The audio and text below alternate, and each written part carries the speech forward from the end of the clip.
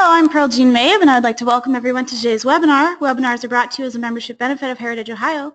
Heritage Ohio's mission is to help people save the places that matter, build community, live better. Today we'll have a presentation on communityness. We will be taking questions at the end of the presentation. If you have a question, please type it into the question box at any time. Most issues with the webinar software will be solved if you close the program and restart it with the link that was sent to you. Our presenter today is Jeff Siegler. Many of you know him. I'm going to let him tell you what he's been up to lately. So with that, I'm going to hand this over to Jeff. Other speakers get a full, robust introduction, but not me. Well, hello, everybody, and nice to have the chance to present this webinar here today. I had done this webinar back at the National Main Street Conference, so I already had it ready when I got the phone call a couple hours ago to come and try to do this. So it is good to have the chance to be back and to interact with all of you. Pearl mentioned that I've started a small consulting organization out of Pittsburgh called Sidewalk Nation, and with that, just continuing to do the work in revitalization and community development, and that's sort of brought about this presentation. So, and wanted to start with this slide of this Dorothy Day comment, because I think it's really important that that's sort of a nice framework, because I think a sense of community is really critical in the work that we do, and as much as that we feel compelled to talk about statistics and all of those things, that it really is about in a more enriching quality of life, having this great experience of being a part of or experiencing this sense of community. That being said, it really does, the dollars and cents are also there, and so this presentation attempts to tackle both of those ideas.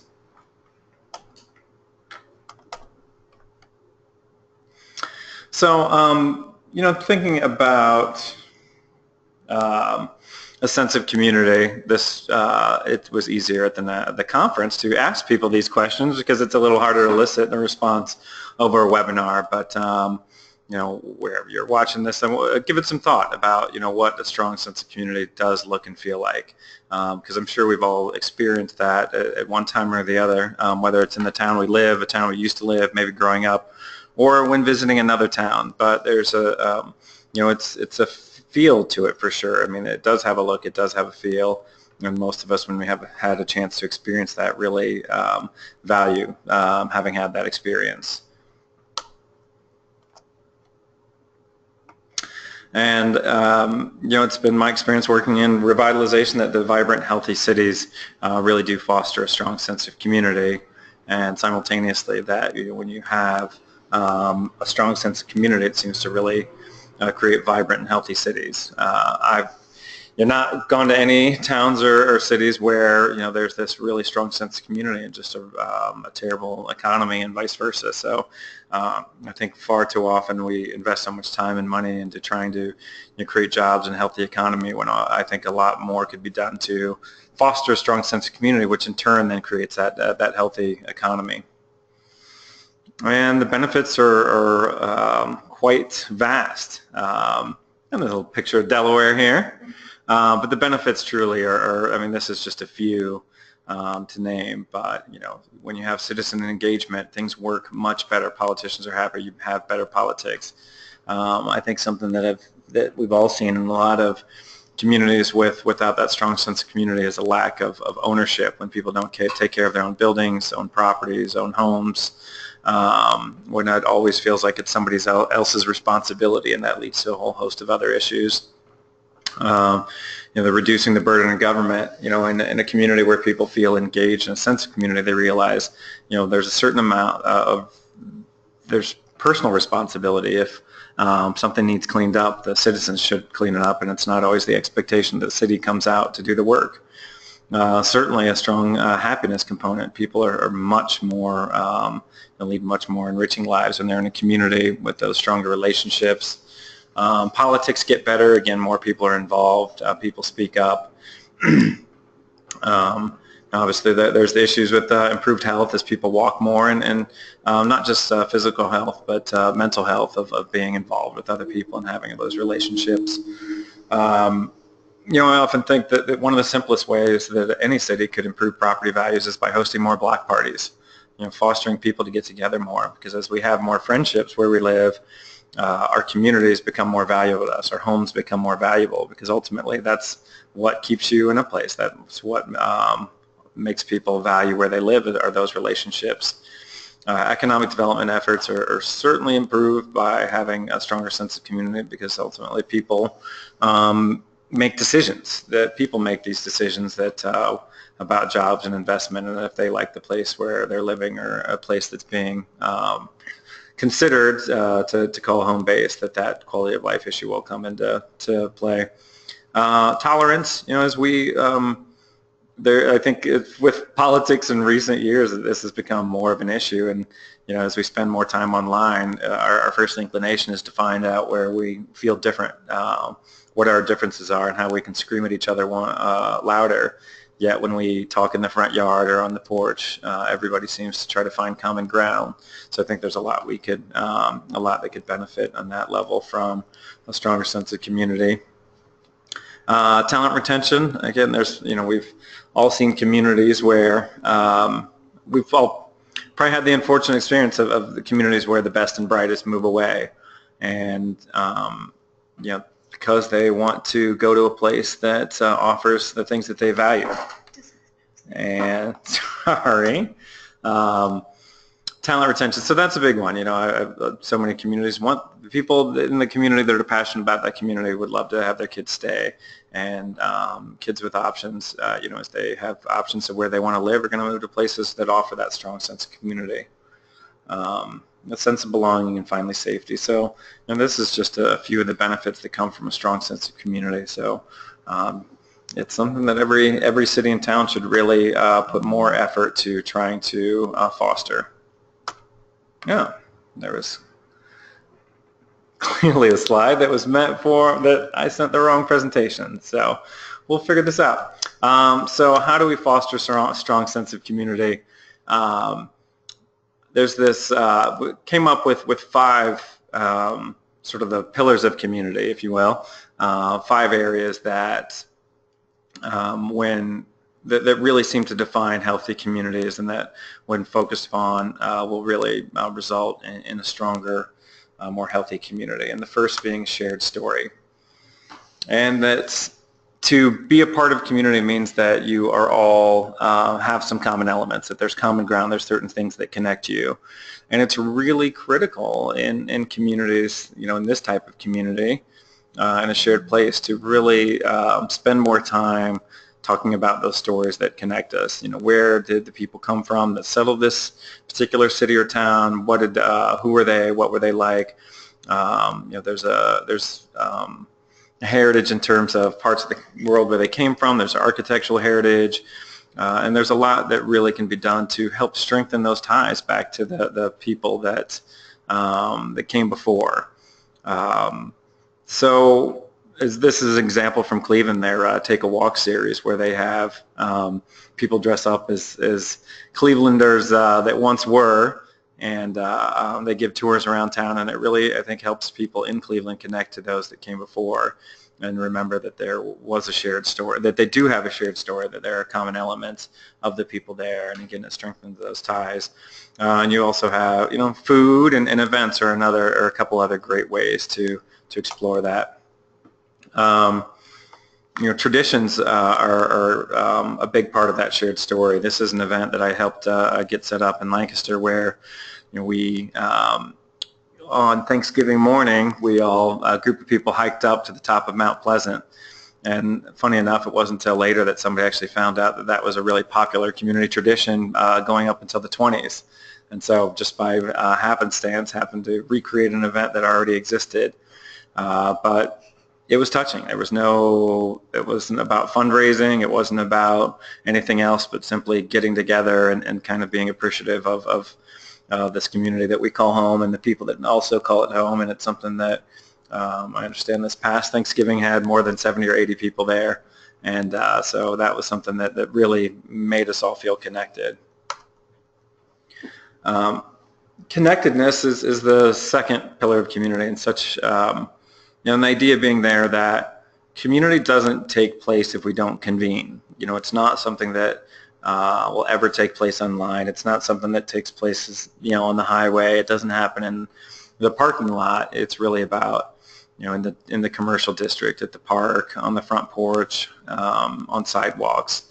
And so if your community isn't currently convening often enough, there probably is a real lack of this sense of community, and that's much to the detriment. Again, going back to that idea that friendships are what makes a community special, what attaches us to a place, that makes us want to get involved, to do better, and makes our homes worth more. So connectedness is a big part, and that should be fostered at an individual level between having the neighbors over more and doing things, and also on the municipal level of making sure that there are, on the nonprofit level in terms of events, things to do. But in the community where I live now, the city really pushes block parties, and there's they do everything that's needed to help each block put on their own separate block party. So I don't even know if there's a fee, but they'll come out and set up the barricades, realizing that a little bit of extra work on the municipality's part results in a lot higher satisfaction in terms of quality of life, as well as, again, those property values and increased property taxes. A couple shots from Lakewood. So here's an example of whatever reason it is to get together. In this instance, the lumberjack bash, but you don't need a great reason to get together, whether it's a lumberjack bash or a block party or a spooky pooch parade. Every town and city should do so much more to get people together on a regular basis, to remind them that you all share the same place, and that matters. Ownership. Ownership is really vital to the health of cities and towns, and with that, the idea of really being that where there isn't a strong sense of community, people don't feel a sense of ownership and don't take responsibility, and are always kind of waiting around for somebody else to fix it, whether it's their sidewalk or their home, business, or office building, or the street. There's so many different examples of kind of lack of engagement or lack of that ownership that really needs to be corrected. And it, like I mentioned earlier, reduces the burden of government, but I also think it makes people really proud and feel more engaged when they go out and take part in their local cleanups and all have a larger sense of responsibility. So whatever can be done to help remind people that community's well-being is up to them, that residents serve the community, and in turn, in a healthy community, the community itself serves the residents really well, and it's a back and forth relationship, and it does take both parts acting. Here's an example from Lorraine. They take back the black, and this is something that, as I understand, when it started, it was a couple people in town, toiling down by the river, hoping to make a difference in this. Now that there's hundreds of volunteers and there's large equipment that people donate for the day, and that it's made a huge difference, that everybody that takes part, it's one of their favorite days of the year. Now nobody ever throws any trash out by the Black River, because now, because it matters to them. They all have a little more ownership over this particular river, and it's just to change the mindset of the community and been a big benefit. Empowerment. This kind of goes back to the idea that citizens have the ability to make a difference and really need to be reminded of that. A moment that sticks out in my mind when I moved to the community now where I live in Pittsburgh was, where the kids crossed to go to school was not the best crosswalk. There was a crossing guard there, but a lot of cars were still a bit, still a little overzealous. And so I called the local police department just to mention something and say, it would be nice to get more signage at this, or to look at it. And I left a message, and in an hour, an officer called me back and said that they were going to do a study, that they were going to try to get some new lighting, some new signage, and was incredibly responsive, which is not an experience I had before, and made me feel incredibly empowered as a citizen, knowing that how local officials responded. And I think that that's something that we all could stand to do better, that when we're guess I imagine we've all had the experience of calling the city, fire, police department, or city offices, whatever office, and being kind of given the runaround and told, well, they'll talk to another department or something, and how discouraging that is and how frustrating that can be. And I think there's a lot to be done on the behalf of the city to say, we care about residents' input and we'll be responsive to that. And so, there's not necessarily a silver bullet idea here, but think about the different ways in any community where you can help residents feel far more empowered, like their voice matters. This was an example from Grand Rapids, Michigan, where this individual named Ben Bliss went. Grand Rapids had some pretty negative articles published and statistics come out, and this individual, a younger guy, wanted to do something fun, wanted to do something to get people out and just have a little bit of fun and do something lighthearted. And he approached city council about, hey, let's have the world's biggest pillow fight. And strangely enough, and wonderfully enough, the city council approved this idea, and it's an annual event now. And it's not a fundraiser; it's just something to bring people out. But how empowering that! It reminds me that how often I heard in communities I work with that that people with creative ideas would go to the city leaders and suggest it and get shot down. And it doesn't take long of somebody that's creative, somebody that's passionate, of being told no before they stop, giving input, or before they move to another town where their ideas might be heard. And so I think there's so much more we could do at the local level to try to foster creativity and find ways to say yes and empower residents instead of discouraging them. Shared identity. Yeah, this guy's pretty horrible, but I liked his shirt. Shared identity. You know what? I think about working in Northeast Ohio and how many communities have a real passion for their local football teams. And that's nice, that's fine, but I think that often gets translated as being passionate about the community as a whole, and they're not the same. And we're really good at supporting sports and demonstrating our fandom. But a lot more of that effort and energy should go to our cities and towns, and what a lost opportunity that is. And and considering that of how we demonstrate our support for sports teams, I think there's some lessons to be learned. One, when it comes to high school football, like, people show up. They show up every Friday night. Showing up is a big part of this. You got to show up when it comes to community. You wear the gear, you wear the hat, you wear the t-shirt or sweatshirt. Well, if you don't have, any gear, if you don't have any swag to wear for your community, then it's kind of hard to support it. There's a reason why cities give names to neighborhoods, is that you can't really get behind a neighborhood and call it your own or champion it unless it has a name. So they need shirts and logos and names. So, I think there's a lot of value in considering how we get behind our local sports teams and applying that to community as a whole, because I think there's a heck of a lot more value that could come from supporting our community as a whole the same way we do our local sports teams. Here's a sign from Bloomfield in Pittsburgh where they, a nice mural where they highlight that, this is when you're entering the community, and also Dingus Day, which is, which I still don't understand, but has something to do with the Polish roots of the community. So, that's a quick rundown. I think that this was the abbreviated version of the presentation somehow, but no one will ever be mad at me for talking too little. But I thought this quote from Herman Melville really is so important to remember, that that we are connected, and it's really vital for our communities that everybody should have the chance to live in a community that they love, and that these connections are far more important than just, an enriching life. Not to say it is unimportant. That's everybody should have the chance to experience an enriching life, but beyond that, living in a community you love is going to make you more attached. It's going to get you more involved. It's going to have so many long-term benefits for the community. And it's just been my experience far too often that municipalities that are trying to improve probably take some of the wrong steps first. And all they're thinking about is how to encourage investment, how do we add more jobs.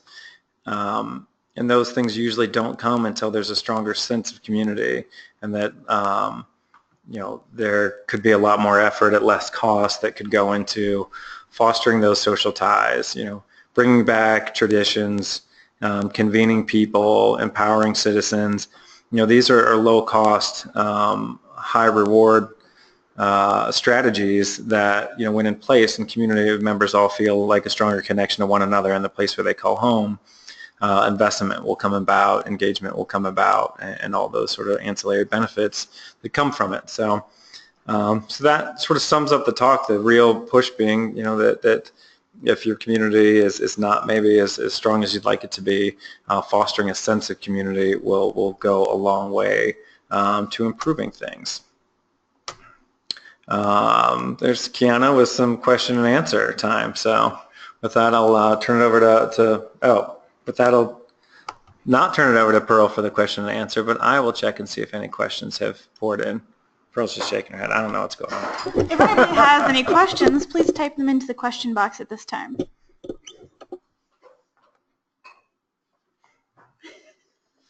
Let's see if the question box is filled up yet. Remember to read it out loud. Okay.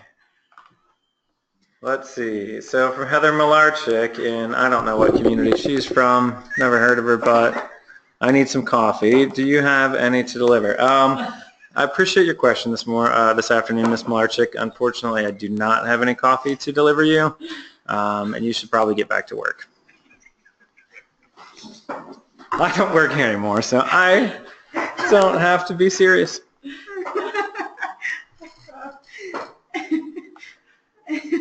Let's see, from Donna. I know Donna.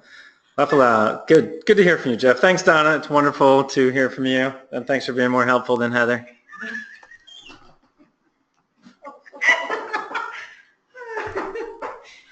This is great. There we go. No real question. Okay, let's see.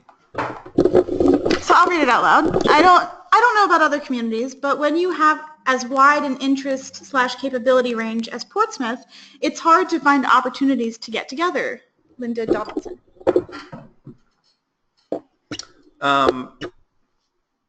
I guess I don't, this is not to be demeaning to Portsmouth, but I don't think that Portsmouth has any, is different than any other municipality in terms of its interests. That every city is full of people that have all kinds of different interests and passions. So I think that is, and in general, though, people want to get together, whatever their, I don't know that you have to have one theme about it, that when people convene just to socialize, whether it's around, everybody has to eat. A lot of people enjoy having a drink together, certain types of entertainment. So I think that those things remain true, whether it's, having some live music, having things for people to do, having some food and drink, that, that those are what drives events. Those are how people get together. So I don't know that people's varied interests really have a huge role to play there, that, come up with events and people show up. All right, we are getting plenty of questions now.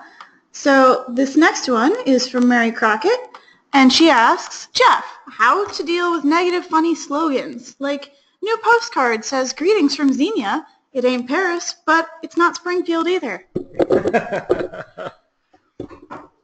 That's funny. I guess I wouldn't worry about it too much. That focusing too much energy on that just draws more attention to it, and move forward with your work. That people are going to get involved.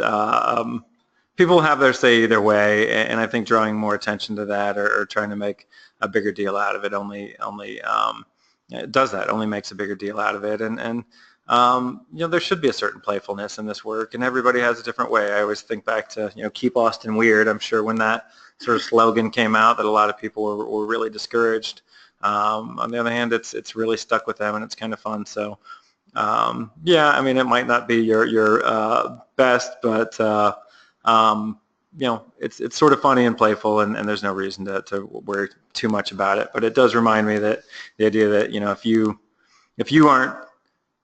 haven't created your brand, or you have a brand no matter whether you're creating one or not. So it really, the onus is on the community to develop your own brand. Otherwise, it's being created by others, and your perception is being shaped by others. So there's a lot of value in trying to shape your own brand. Sorry, a little technical difficulty. Okay, the next one is from Carrie Zippy. How would you go about planning an event for a community you don't yet know the community or what they like? For example, if you're not from the area. I think that there's a certain amount of event. I mean, like a First Friday event works in pretty much every community, and those, you know, that's not really tied around a particular theme. It's people getting together, shopping, eating, having drinks, and just convening. So I think a lot of events don't necessarily have any particular theme. They're just get-togethers. So, so for that, I think you can put together an event easily for a lot of communities. All right, and one comment from Judy saying, "Hello, Jeff. It's funny, I'm having an issue with community and political support right now. Great timing on the seminar."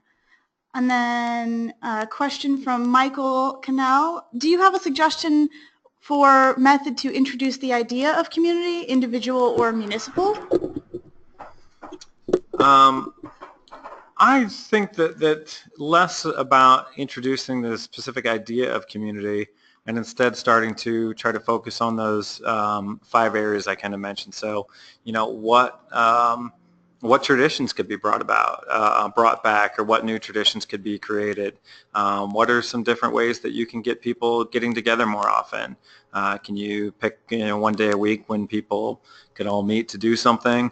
So I wouldn't, you know, I don't think it's so much about selling the idea of the importance of community, but instead getting to work on the specific tasks that really foster a stronger community. And then people might not realize what they're doing, but in the long run, when you know, foster some of those traditions, empower people, they'll end up experiencing a stronger sense of community. But again, they might not have realized that's what the intention was. All right, and then it looks like the last question, unless we get a few more, but any recommendations for specific events that reach all socioeconomic groups that haven't already been mentioned? Again, First Fridays comes to mind. Obviously, I'm looking across the table at Joe from Delaware, but you know, what a great event that was, and how that's an event that's worked in so many other municipalities. It's a you know, it's a regular get-together, and they change up the theme every month, and each, you know, whether it's about the fire department or humane society, or you know, I guess I wouldn't get so specific. I think it's you know, when you narrow the focus of the event sort of too much, that can be that can be limiting. But also, I guess, you know, kind of going back on that though too, you know, what's the community heritage? What do people identify with the community? Whether it, you know, is it Italian heritage or German or whoever or whatever? You know, that could be also a fun way to go. But yeah, I think that you know, it's pretty wide open that people crave to get together. I truly believe that, and I think that there's plenty of testimonial to that people are far happier when they convene, when they have a chance to be with one another. I'm trying to think of the,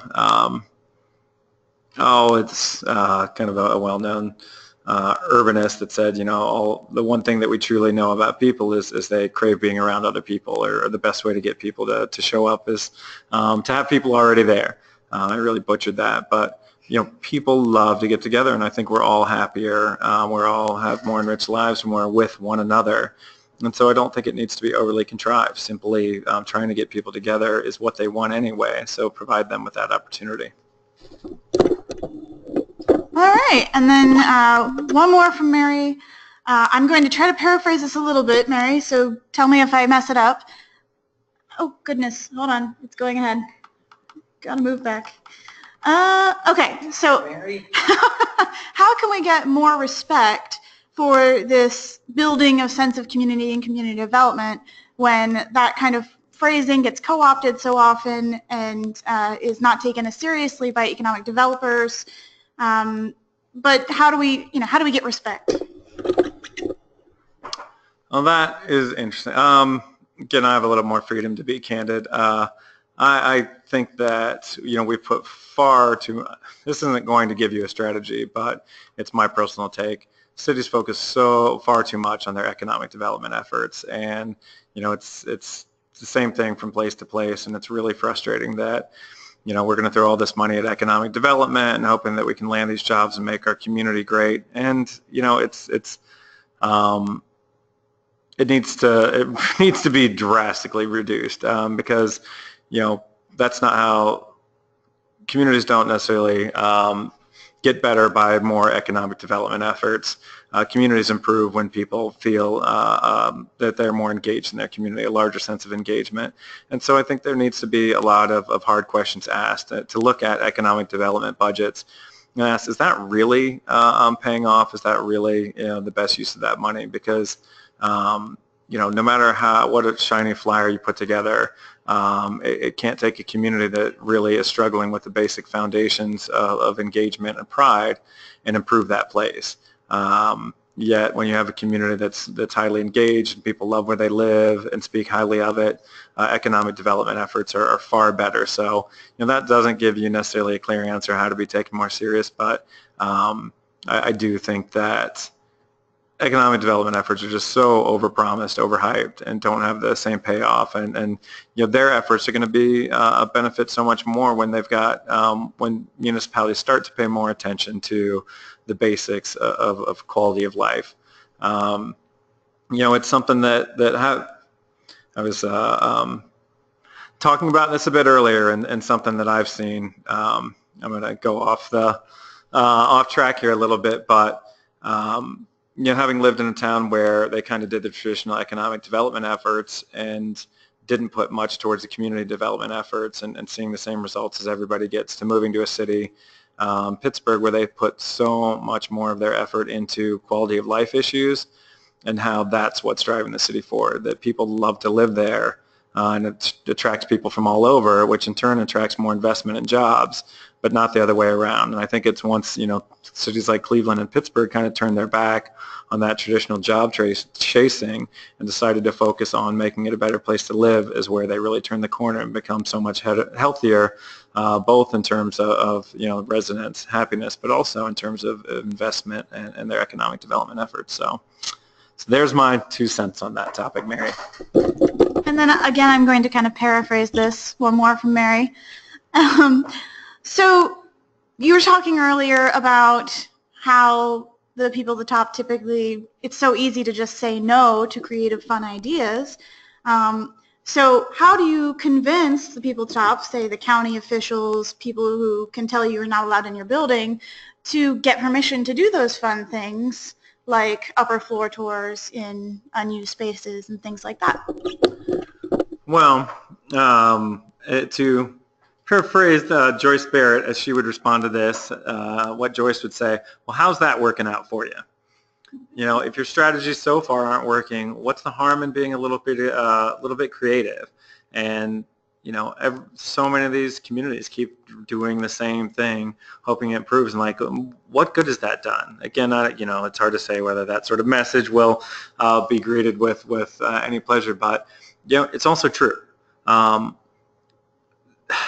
Revitalization, it's not complicated. It's not a mystery, and this is what has often been so frustrating. It's like, look to places that are doing it right and copy them.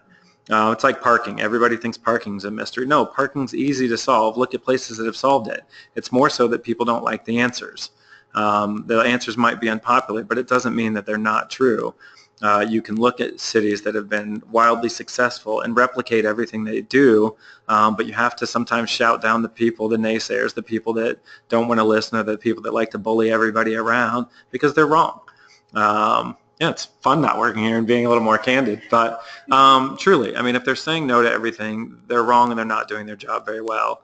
And I think that that's where citizens need to get more involved, because again, the answers are out there. Plenty of communities have figured it out, and you replicate what's already been done. And it's always sort of struck me as funny. You think that communities that are struggling more would be a lot more open-minded, would have a lot more freedom thinking, and let people try out, a little more creativity and adventurous answers. And the exact opposite's the case. These communities where things are a little tougher and they're struggling seem to be the first to say no and scared of any change and doing anything new. And the larger communities that have experienced more success understand that being a little forward-thinking, being open to new ideas, trying new things is really a strategy to work. And so, again, that's not a silver bullet, but I think it's something that you have to keep pushing for, keep applying pressure, because these things work. You can, sorry to keep repeating it, but every example you can look somewhere that's been successful and replicate it. And if they're saying no, it doesn't mean they're right. They just are unwilling to change, and you have to keep pushing. All right, well, that was the last question, and with that, thank you so much, Jeff, for coming in. We've all missed you, and it's so great to have you. I want to thank everybody for attending today's webinar, and for future events, including our webinars, you can visit us at heritageohio.org, and with that, everybody have a great day. Thank you.